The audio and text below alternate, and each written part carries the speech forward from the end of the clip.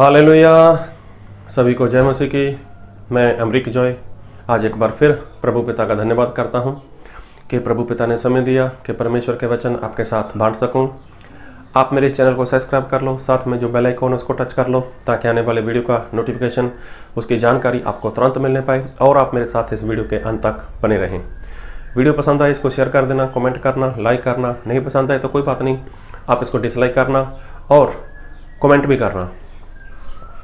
तो आज मैं जो बात करने वाला हूँ इस बात को बहुत ध्यान से सुनना।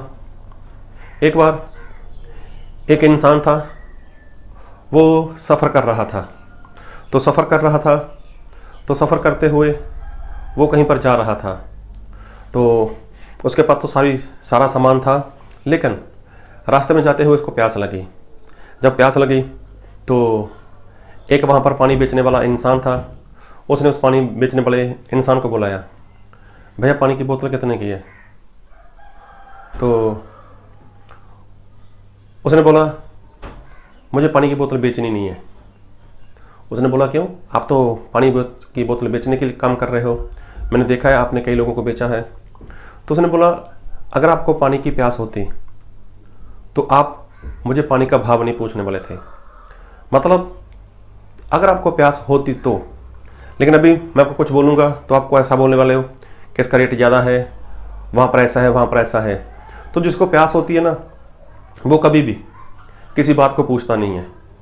जी हाँ, तो ऐसे ही मैं जो कहने वाला हूँ इस बात को ध्यान से सुनना। जब प्रभु यीशु मसीह संसार में थे तो प्रभु यीशु मसीह ने अपने चेलों को बहुत बार पवित्र आत्मा के बारे में बताया कि मैं तो परमेश्वर के आत्मा की सहायता से मैं दुष्ट आत्मा निकालता हूँ। मैं पिता के पास जाऊँगा, मैं उनसे विनती करूँगा और तुम्हारे लिए वो दूसरा सहायक अर्थात पवित्र आत्मा को भेजेंगे। पवित्र आत्मा वो सच्चाई का आत्मा है।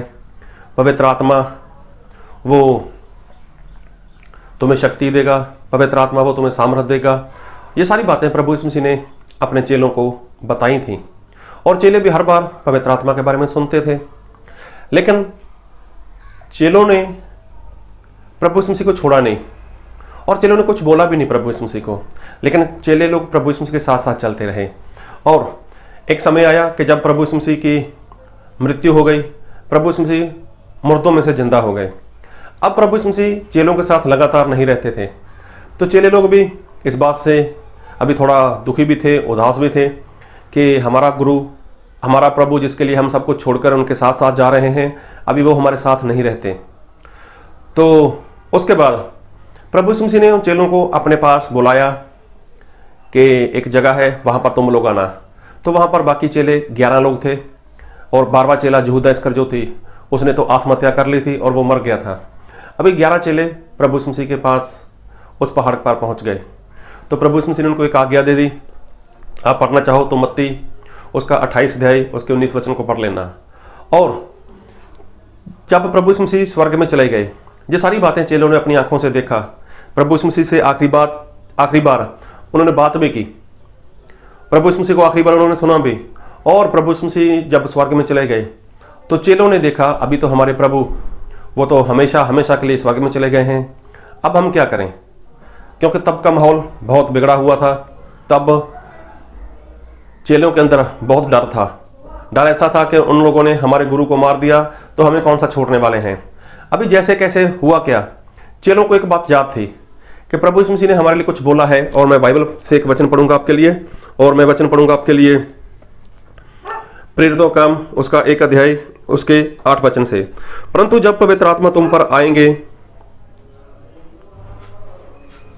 तब तुम सामर्थ पाओगे और यरूशलेम और सारे यहूदिया और सामरिया में और पृथ्वी के छोर तक मेरे गवाह होंगे।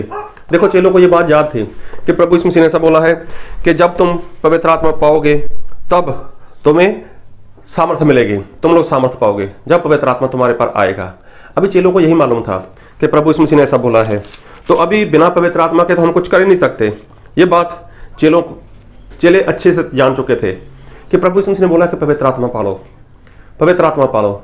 अभी चेलों को पता नहीं था कि पवित्र आत्मा के लिए हमें क्या करना है, किस तरह से करना है, कुछ नहीं पता था उनको। लेकिन उनको ये भी डर था अगर हम बाहर गए तो बाहर के लोग हमें पकड़कर मार डालेंगे। तो अभी उनके पास कुछ था ही नहीं, ऐसा कुछ था नहीं कि वो कुछ करें। यहूदिया यरूशलेम को वो छोड़ नहीं सकते थे, बाहर कहीं जा नहीं सकते थे, क्योंकि चारों ओर से उनको खतरा था, चारों ओर से उनको डर था। और बाइबल में एक वचन और पढ़ूंगा आपके लिए, और मैं पढ़ूंगा आपके लिए प्रेरितों का काम उसका 1 अध्याय उसके 14 वचन। ये सब कई स्त्रियों और यीशु की माता मरियम और उसके भाइयों के साथ एक चित्त होकर प्रार्थना में लगे रहे। अभी देखो वहां पर वो सभी लोग एक जगह इकट्ठा हो गए और लगातार वो प्रार्थना करते रहे, लगातार प्रार्थना करते रहे। क्यों? क्योंकि उनको याद था कि प्रभु यीशु मसीह ने बोला है कि मैं पिता के पास जाऊंगा और तुम्हारे लिए मैं विनती करूंगा, तुम्हारे लिए मैं प्रार्थना करूंगा, और पिता मेरे नाम से दूसरा सहायक अर्थात पवित्र आत्मा हमेशा के लिए तुम्हारे लिए भेज दे। तो ये बात चेलों को याद थी। अभी चेलों को पता था नहीं हमें क्या करना है। चारों ओर खतरा, जान जाने का खतरा, मरने का खतरा। अभी ना तो उनका मन किसी जॉब में है, ना उनका मन काम में है, ना उनका मन किसी धंधा करने में है, कोई खुद का कारोबार करने में नहीं है। उनका एक ही मन था, अगर बाहर गए तो मर जाएंगे। इसलिए सभी एक जगह इकट्ठा हो जाओ, सभी लोग इकट्ठा हो जाओ। अभी करना कुछ नहीं है, हमें क्या करनी है? प्रार्थना करनी है। तो क्या इस वक्त उन लोगों ने प्रार्थना की होगी कि प्रभु मुझे आशीष दो? आपसे पूछ रहा हूं मैं, कमेंट में बता देना। क्या उन लोगों ने ऐसी प्रार्थना की होगी, प्रभु हमें आशीष दो, प्रभु हमारा बैंक बैलेंस बढ़ जाए, प्रभु मेरे पास बहुत सारी जमीन हो जाए, प्रभु मेरा कारोबार बहुत बढ़ जाए, प्रभु मैं मालदार हो जाऊं? ऐसी प्रार्थना की होगी? नहीं, आप अच्छे से जानते हो ऐसी प्रार्थना नहीं की होगी। अभी इनको पता था कि प्रभु यीशु ने बोला है कि जब पवित्र आत्मा आएगा तुम सामर्थ पाओगे। तो उनको सामर्थ चाहिए था, तो सामर्थ ऐसे तो मिलता नहीं है। उन लोगों ने क्या किया? इस बात को लेकर प्यास दिखाई, प्यास दिखाई। और बाइबल में लिखा है प्रेरितों का काम उसका 2 अध्याय उसके 1 वचन से, जब पेंतुकुस्त का दिन आया तो वह सब एक जगह इकट्ठे थे। एकाएक आकाश से बड़ी आंधी की सी सनसनाहट का शब्द हुआ और उससे सारा घर जहां वे बैठे थे गूंज गया, और उन्हें आग की सी जीभें फटती हुई दिखाई दी, और उनमें से हर एक पर ठहरी। वह सब पवित्र आत्मा से भर गए, और जिस प्रकार आत्मा ने उन्हें बोलने की सामर्थ दी वह अन्य अन्य भाषा बोलने लगे। अभी देखो ये लोग एक ही जगह पर इकट्ठा थे। अभी 40 दिन तक प्रभु यीशु मसीह पृथ्वी के ऊपर रहे, मुर्दों में से जी उठने के बाद। अभी 10 दिन तक ये लोग एक जगह इकट्ठा हो गए, ना तो कारोबार कर रहे हैं, ना कोई जॉब कर रहे हैं, ना कोई धंधा कर रहे हैं, ना भी ऐसी कोई बात कर रहे हैं अपने कारोबार की बढ़ोतरी के लिए। अभी इनको एक ही बात चाहिए, पवित्र आत्मा, प्रभु पवित्र आत्मा दो, प्रभु पवित्र आत्मा दो, प्रभु पवित्र आत्मा दो, प्रभु पवित्र आत्मा दो। प्रभु आपने कहा है पवित्र आत्मा दूंगा मैं, प्रभु हमें पवित्र आत्मा चाहिए। अभी देखो इनको मालूम नहीं है कि प्रार्थना कैसे करनी है, लेकिन एक ही बात, लगातार एक ही बात, प्रभु पवित्र आत्मा दो, प्रभु पवित्र आत्मा दो। तो देखो इन लोगों ने प्यास दिखाई, ना तो आशीष मांगी, ना आशीष मांगी, ना बरकत मांगी, ना किसी कारोबार के लिए कोई प्रार्थना, सिर्फ एक ही बात, पवित्र आत्मा चाहिए। तो ये इनकी प्यास थी। अब इनको ये भी मालूम नहीं था कि 50वें दिन प्रभु यीशु मसीह के मुर्दों में से जी उठने के 50वें दिन पवित्र आत्मा दिया जाएगा। लेकिन लगातार लगातार प्रार्थना, लगातार प्रार्थना, लगातार प्रार्थना, लगातार 10 दिन तक प्रार्थना की, और पवित्र आत्मा आ गए। पवित्र आत्मा के साथ सभी भर गए, तो सभी एकदम से बाहर निकल गए। अब पतरस ने प्रचार किया, हे इजराइल के लोगों, तुम लोगों ने प्रभु यीशु मसीह को मार डाला है। तो हुआ क्या? प्रभु यीशु मसीह मुर्दों में से जी उठे। अभी देखो ये सामर्थ्य कहां से आ गया? पवित्र आत्मा से। तो देखो पवित्र आत्मा कैसे मिला? जब इन लोगों ने प्यास दिखाई। तो क्या आपके अंदर ऐसी प्यास है? आप क्या मांगते हो परमेश्वर से? आशीष, सोना चांदी रुपया पैसा, घर गाड़ी बंगला, जमीन जायदाद, बैंक बैलेंस, वीजा पासपोर्ट, ये मांगते हो? इससे बच जाओगे? आपके चारों ओर मौत मंडरा रही है और आप सब कुछ इकट्ठा करने में लगे हुए हो। अरे पतरस ने देखो, उसके साथी लोगों ने देखो क्या मांगा जिससे वो बच सकें। और बाइबल में लिखा है लूका उसका 11 अध्याय उसके 13 वचन, अंत जब तुम बुरे होकर अपने बच्चों को अच्छी वस्तुओं देना जानते हो तो स्वर्गीय पिता अपने मांगने वाले को पवित्र आत्मा क्यों न देगा। तो प्रभु यीशु मसीह बोलते मांगो तो मैं पवित्र आत्मा दूंगा। तो आज इंसान पवित्र आत्मा कहाँ मांगता है?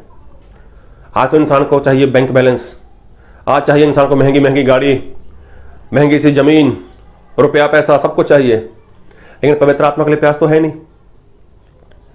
क्या ऐसी प्यास आपके अंदर है जैसी वो 120 लोगों के अंदर प्यास थी, जैसी प्रभु यीशु मसीह के चेलों के अंदर प्यास थी? क्या ऐसी प्यास है? ऐसी प्यास नहीं दिखाई देती। तो जब तक ऐसी प्यास नहीं है तो पवित्र आत्मा कैसे पाओगे? अरे प्यास है ना, इंसान कहीं से कहीं तक जा सकता है। अगर प्यास होती है ना, इंसान कहीं भी जा सकता है वो इस चीज को प्राप्त करने के लिए। आप लोगों ने सुना होगा एक बार दानियल को एक दर्शन हुआ था, दर्शन उसको समझ में नहीं आया था। उसने परमेश्वर से प्रार्थना की, परमेश्वर मुझे ये दर्शन समझाओ ना, ये कहना क्या चाहता है। 1 दिन प्रार्थना, 2 दिन प्रार्थना, 3 दिन प्रार्थना, 4 दिन, 5 दिन, 1 हफ्ता, 10 दिन, 15 दिन, 18 दिन, 20 दिन, 21 दिन तक प्रार्थना की उसने। 3 हफ्ते तक, 3 सप्ताह तक प्रार्थना की, लगातार प्रार्थना की। नहीं परमेश्वर मुझे चाहिए इसका उत्तर, परमेश्वर मुझे उसका उत्तर चाहिए। अभी देखो 21वें दिन उसको उत्तर मिला।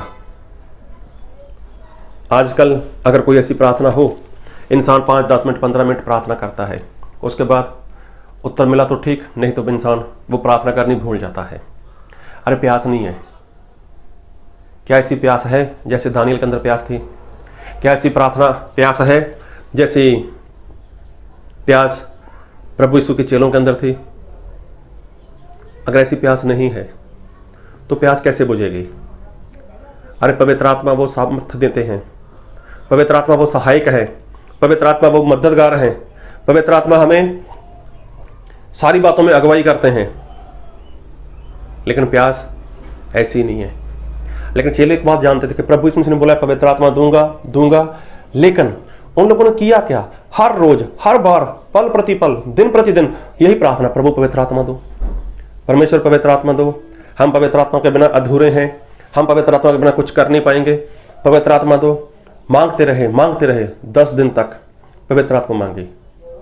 अभी देखो ना खाने का ठिकाना, ना पीने का ठिकाना, बाहर निकलेंगे तो मर जाएंगे, लेकिन अभी एक ही काम था, बस पवित्र आत्मा चाहिए। तो ऐसी प्यास चेलों ने दिखाई और पवित्र आत्मा से वो भर गए। दानियल ने प्यास दिखाई, उसको 21वें दिन उत्तर मिल गया। प्रार्थना तो उसकी पहले दिन ही सुन ली गई थी, लेकिन रास्ते में शत्रु शैतान ने उसको परेशान करना शुरू कर दिया, जो दूत आ रहा था प्रार्थना का जवाब लेकर। तो उस इंसान ने यही पूछा, भैया पानी की बोतल कितने की है? तो पानी बेचने वाले ने क्या बोला, अगर आपको प्यास होती तो आप मुझे इसका रेट नहीं पूछने वाले थे, इसका दाम नहीं पूछने वाले थे। इसका मतलब अभी आपको वैसी प्यास है ही नहीं जैसी प्यास आपको होनी चाहिए। तो जब आपको पवित्र आत्मा की प्यास होगी तब आप सब कुछ कर पाओगे। आप कोई भी कीमत देने को तैयार हो, आप अपने पापों की क्षमा के लिए बपतिस्मा लेने को भी तैयार हो, जब आपको पवित्र आत्मा की प्यास होगी तब। अदरवाइज आप कुछ भी बोलो मुझे पवित्र आत्मा चाहिए, तो नहीं, आपको प्यास नहीं है। तो पवित्र आत्मा की प्यास होगी तो आप क्या करोगे? हर कीमत दे सकते हो। जैसी चेलों ने अपना सब कुछ छोड़ दिया और लगातार सभी के साथ मिलकर वो एक मन एक चित्त होकर प्रार्थना करते रहे और उनको पवित्र आत्मा दिए गए। तो क्या आपके अंदर ऐसी प्यास है? क्या ऐसी प्यास आपके अंदर है? कमेंट में बताना। प्रभु आपको इन वचनों से बहुत आयत के आशीष थे। आमीन।